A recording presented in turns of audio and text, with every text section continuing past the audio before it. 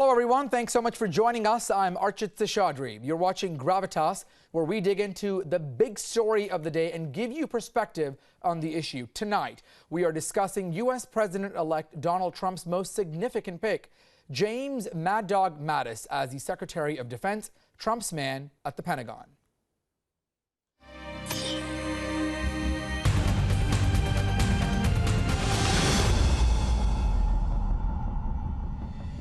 Well, to discuss more on the story, we are joined by Michael Kugelman.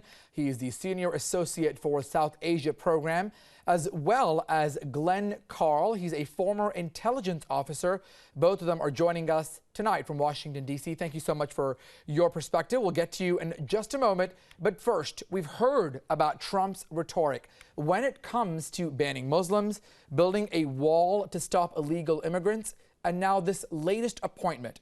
It still needs approval by the Congress, but it also brings about a lot of uncertainty. How will Trump and Mad Dog Mattis work together? What will their strategies and policies be when it comes to dealing with Iran and other foreign hotspots? But first, a look. Who is Mad Dog Mattis? We are going to appoint Mad Dog Mattis as our Secretary of Defense.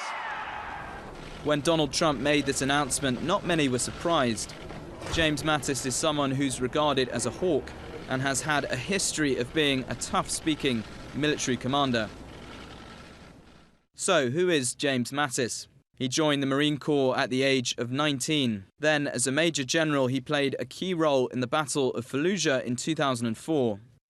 The Marine Corps Times reportedly called him the most revered Marine in a generation. He's never married and is without children and hence nicknamed the Warrior Monk.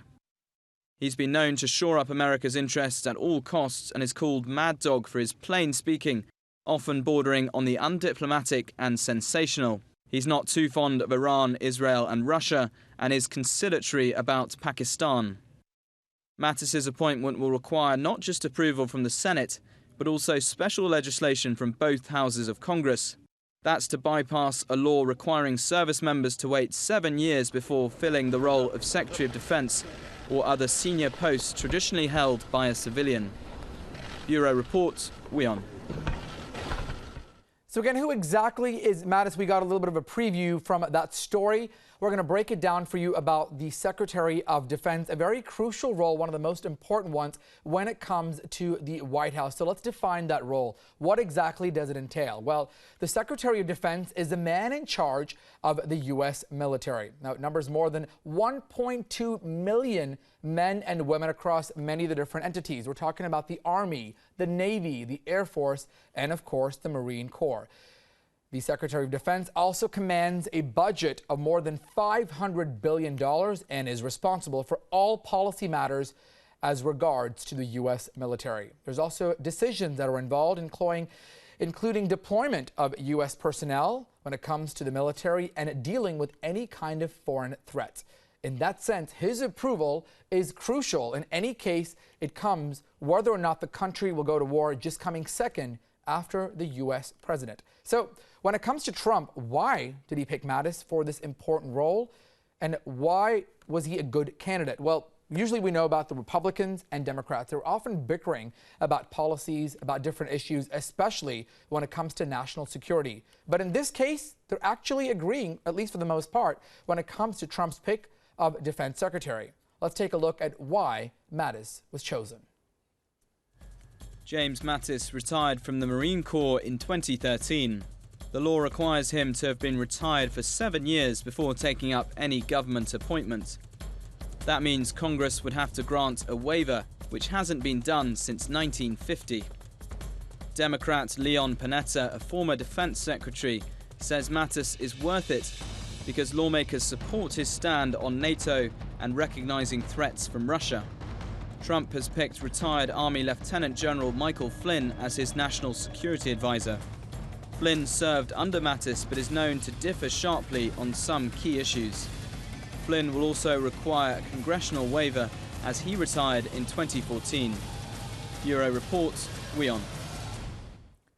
All right, now we're going to get some perspective from our guests joining us from the United States at this hour. I know it's morning for you guys. We appreciate you joining in to get us perspective on Mad Dog Mattis. Now, do we have a sense that Congress will approve and give this waiver? We do know that they have to be civilian for at least 7 years. We know he retired in 2013. What's the expectancy on that? Let's start with you, Michael, firstly. I think it's quite likely that he'll get the waiver. This is someone, General Mattis, who commands strong bipartisan support across the board. He's probably will face fewer problems than any other of Trump's cabinet picks in terms of getting confirmed. So I think that this issue of needing to get this waiver will be a mere technicality. And in fact, the latest reports I've heard, there's a fairly good chance that Mattis could well be ready to take up his role as defense secretary on Inauguration Day. So, if this was someone like, for example, Michael Flynn, who's much more unpopular and much more controversial, particularly among Democrats, if Flynn had been the one being chosen as defense secretary, there could have been a problem. Of course, Flynn is the national security advisor choice. He doesn't need to be confirmed by the Senate. He still needs to get the waiver. I think he'll get it as well, but I think it could take him longer than someone like Mattis, who simply is someone that I've heard relatively few people on high levels express a lot of concern about here in Washington. And is that surprising, to typically have both the Republicans and the Democrats sort of agreeing? We know they've been at each other's throats for most of the election campaign. Is it surprising to see that they're actually coming to terms on how the United States will move forward when it comes to its defense? I mean, a little bit. I think this could be one reason why Trump decided to select Mattis to be his defense secretary. He knows that Mattis, like so few of the other cabinet choices, is someone who people on both sides of the political aisle really seem to like. And I think that Trump sees Mattis as someone who really represents so much of what Trump is not. One, Mattis does command bipartisan support. He's a military man who's been in the trenches for such a long time and on very high levels. Trump, of course, does not have military service. So I think that Trump was trying to keep all of these considerations in mind when he made the choice. Of course, what everyone's going to want to be talking about is how do you reconcile the very different foreign policy views of Mattis and those of Trump. I mean, in many ways, they're diametrically opposed. And I think that will be a big question. After he's confirmed, and he will be confirmed, that will be the big question as to how will U.S. defense policy really run, how will it be shaped, given the fact that you have such differing perspectives from the president and the defense secretary-to-be. A great transition point. Let's bring in our next guest right now. Thank you so much, Glenn Carl, for sharing your perspective. Not maybe a surprise move, but at least one that brings some kind of consensus between both parties in the United States. How deferring do we expect both Trump and Mad Dog Mattis's policies to be when it comes to dealing with the United States and its foreign direction? How defining? How different is it going to be? How different? Oh, goodness. Well, yeah, this is one of the crystal ball questions of the campaign and now of the transition with regard to Trump, because Trump has some visceral attitudes, which I think we can relatively clearly define. He's a nationalist. He's an isolationist. He doesn't want to work viscerally. He's hostile to multilateral kinds of issues. He takes a rather polarized view of a zero-sum game view of any relation, and international relations being, no different, that there can only be a winner and a loser rather than finding mutual benefit somehow through an agreement or working together. All of those things we know. Beyond that, I think Trump has no particular concepts or ideas, really. He seeks strength, and that's about it. Mattis is a whole different individual. He's a very impressive person, and I agree with Michael that he's a star. I differ with him. Many other people will differ with him on certain policy issues.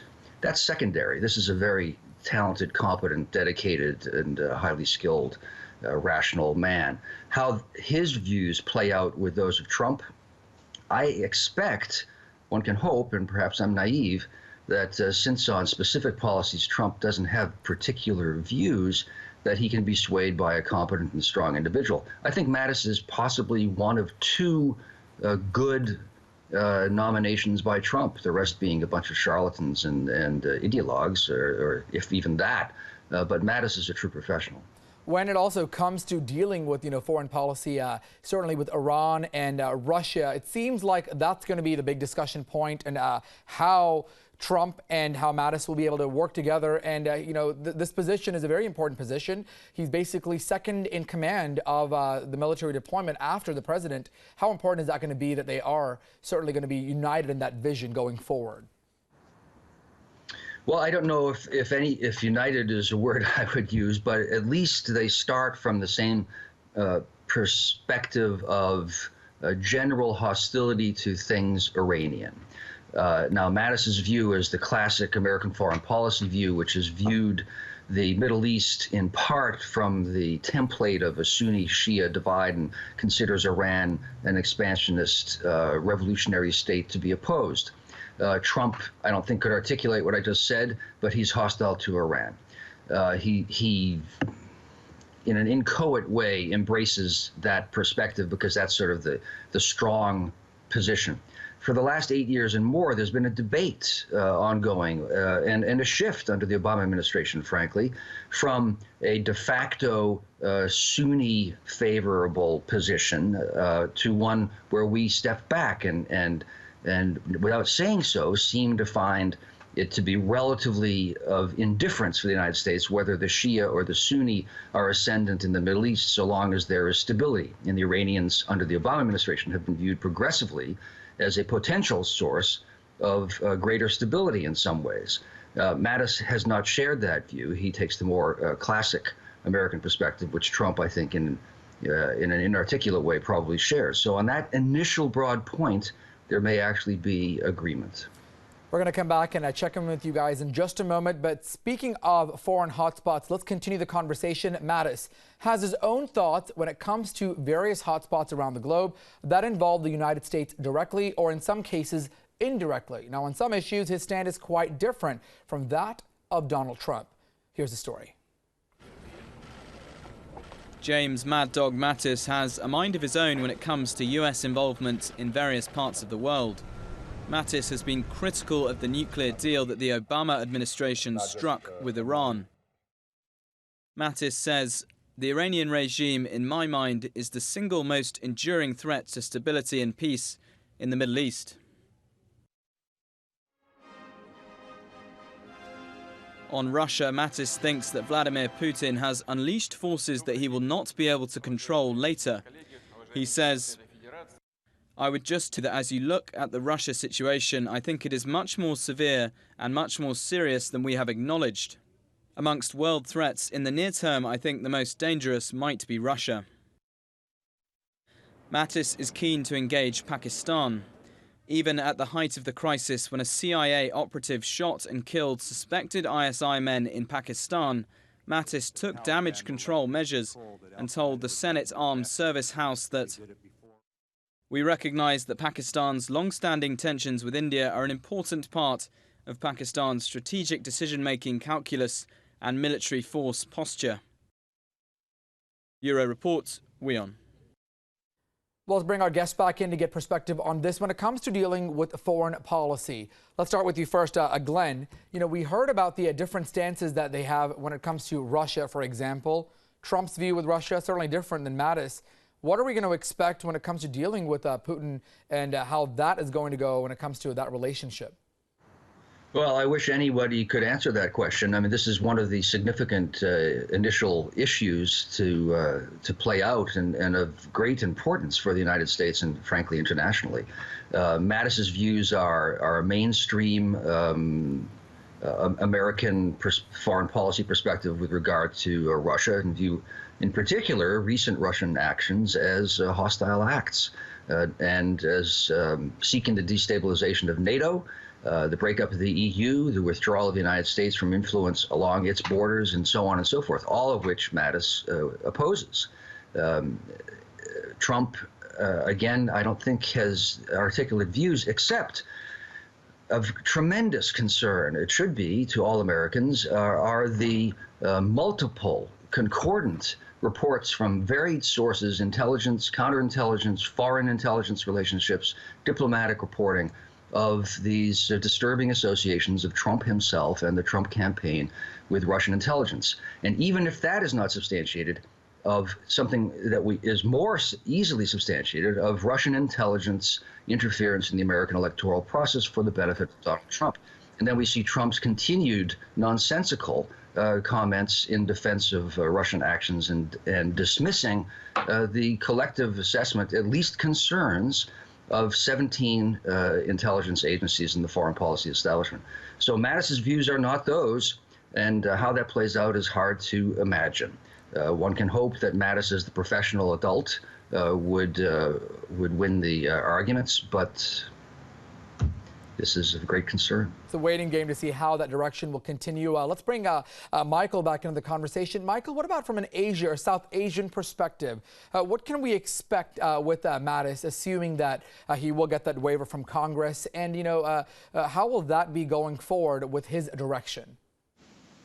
Yeah, Asia is a big issue here in terms of foreign policy. Trump very loudly and emphatically has said that he is ready. He stands ready to revisit U.S. alliance partners in Asia, including Japan, South Korea, and the Philippines. He seems to think that these partners aren't doing enough in the relationship, and certainly has set off all kinds of alarm bells in the Asia Pacific.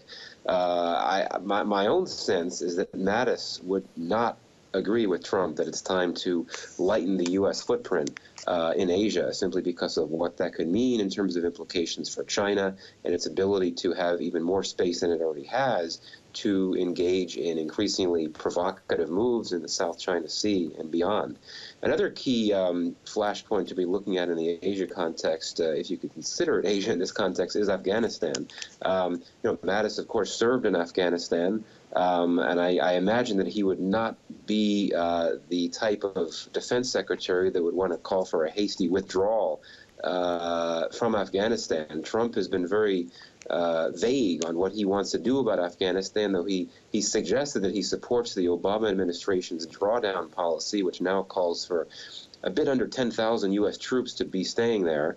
But at the same time, Trump has said that he doesn't want to do nation building in Afghanistan, which to me suggests a desire not to have an open-ended military commitment. Now, someone like Mattis, who had really been in the trenches, so to speak, I can't imagine him wanting to be the type that would want to say, okay, let's pick up and leave. And I know what this means. Ideally, we don't know. We don't know how Mattis's views, what they'll be, how they'll be articulated, how Trump would want to weigh in, and how he would respond to anything that Mattis would say about what the U.S. military role should be in Afghanistan.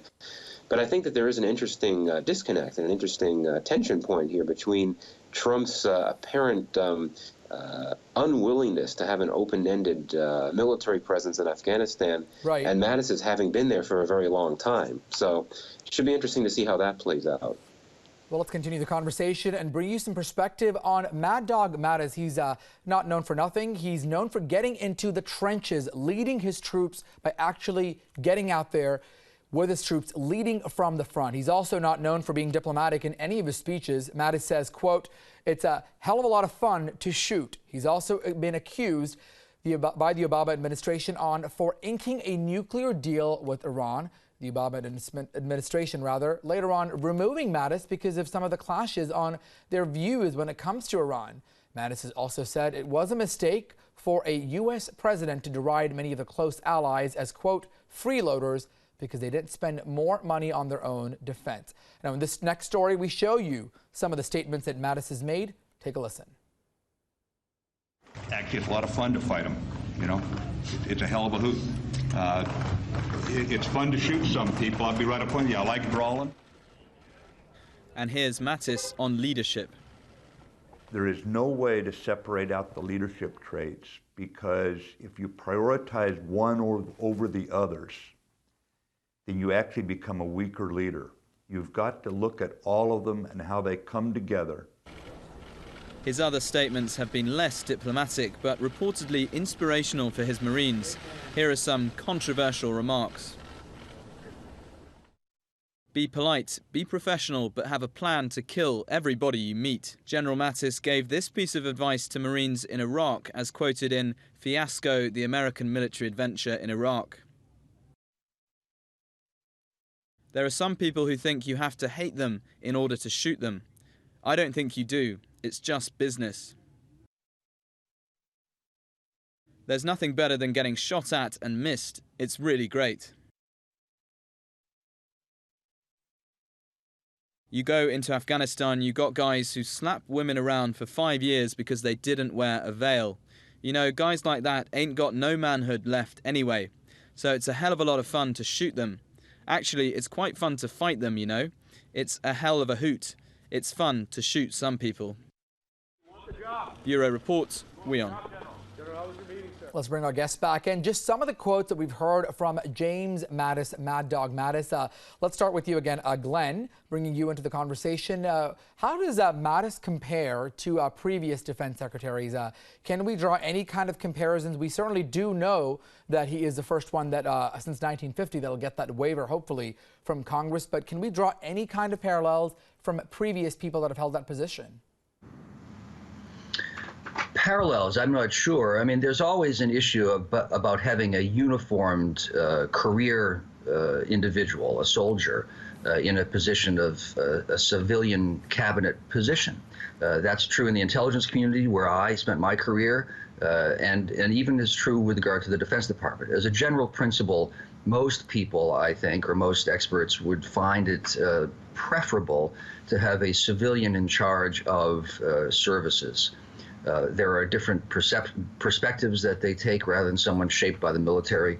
And then there's the whole civilian military command issue. That said, Mattis, the comments that everyone likes to cite, and some of which we just heard about Mattis, don't in the least disturb me. They don't show a lack of a subtle mind. They show a clear-speaking soldier who needs to inspire and guide his troops. And what is the function of soldiers? It is when called upon to use force to impose national will.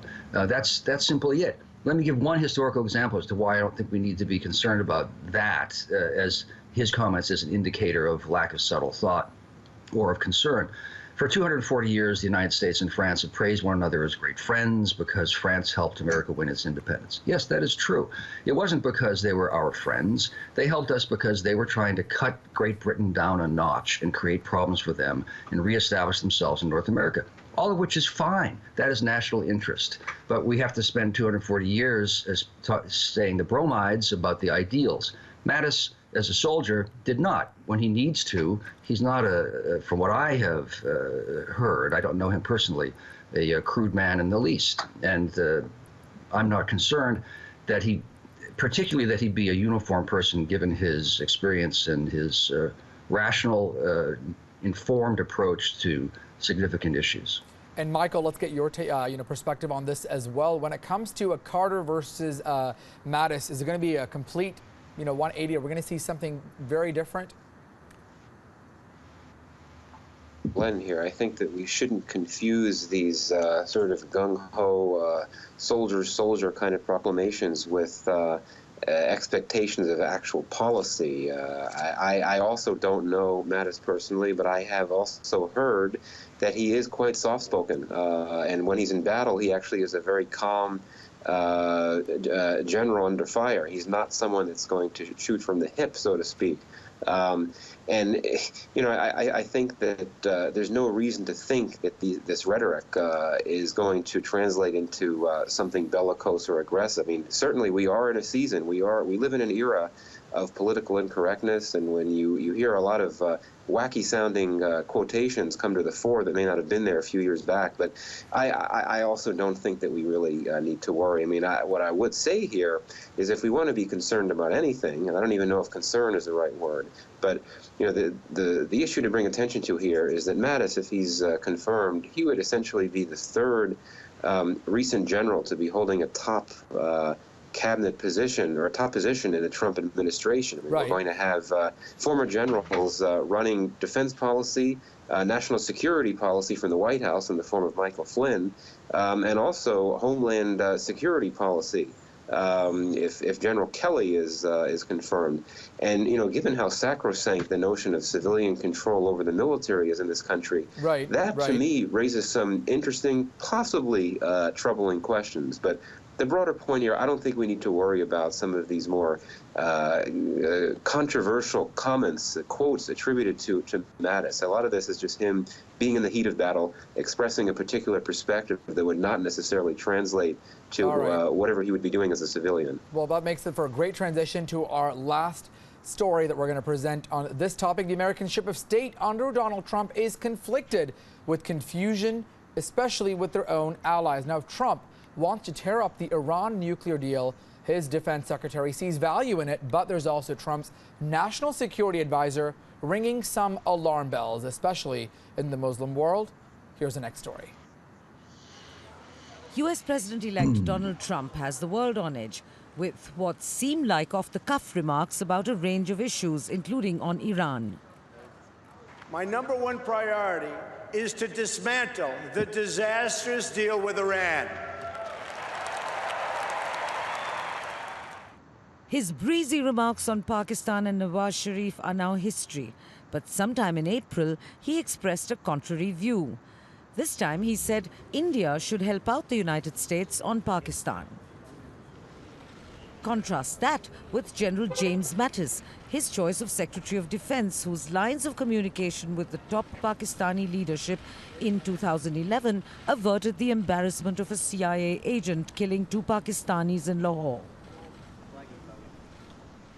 We recognize that Pakistan's long-standing tensions with India are an important part of Pakistan's strategic decision-making calculus and military force posture. Add to that the third element in this troika, National Security Advisor Lieutenant General Michael Flynn, who echoes Trump's views, whether on friendly ties with Russia or seeing the Islamic State as America's greatest threat. Fear of Muslims is rational, he had tweeted earlier this year. Now sample this. We are facing another ism, just like we faced Nazism and fascism and imperialism and communism. This is Islamism.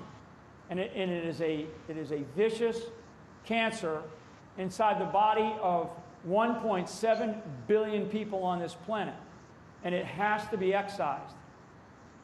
The conflicting nature of the views expressed by America's leading politicians is causing some alarm among Washington's pundits and compounding the confusion of America's allies. Bureau Report, WION. And bringing our guests back in for a quick last reaction. Let's start with you, Michael, again. You know, lots of questions up for debate when it comes to Iran, how they're going to fight terror. Last thoughts. Well, last thought is we just have to see. We've been presented with so much, so many questions, so many top picks to become cabinet heads who have conflicting views on so many different things. I think my bottom line here is that Trump purposely picking a team of rivals. He wants folks to battle it out, folks that know more than he does, quite frankly, and he's hoping that these very smart folks, many of them unfortunately quite ideologues as well, will be able to help shape a comprehensive, coherent policy. We'll see. All right, and let's get some last thoughts from Glenn with regards to this. Quite a bit up for discussion. Again, it's a waiting game between Flynn and Mattis. Your thoughts? Well, here's the first area where I think Michael and I differ a little, and I think it's because Michael is probably being hopeful. I would doubt that Trump is acting as coherently as trying to appoint a team of talented rivals to hash out something a la Franklin Delano Roosevelt. I think he's getting people he can manage to get, and most competent people refuse to come within 5 kilometers of the fellow. And I think his thoughts are almost completely visceral, based on 30-second sound bites he sees on television, and largely incoherent. So it's a grave concern what our policies will be, and when they come out to be something, whether they will make any sense or simply cause continued harm to the United States and international interests. All right, Glenn Carl and Michael Kugelman joining us live from Washington, D.C., providing us perspective on James Mad Dog Mattis. We appreciate your time. And on that note, we're going to take a quick short break. When we return, the ISI in Pakistan goes for a reshuffle. We take a look at that story in depth. Stay tuned to Gravitas.